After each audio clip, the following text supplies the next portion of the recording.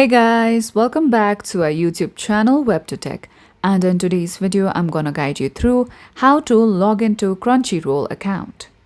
So first of all, launch Crunchyroll application on your mobile devices. Now once you come to the app's interface, you'll see various options over here.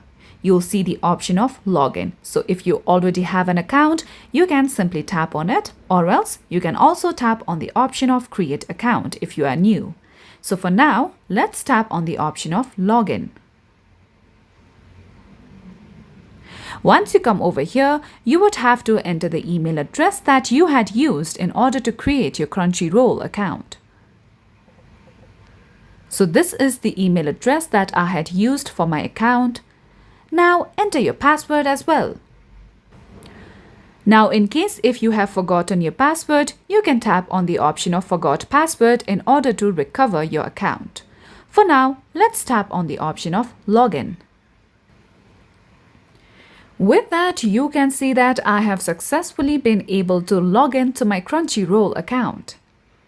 So that's all for today's video, and at last, don't forget to subscribe to our YouTube channel.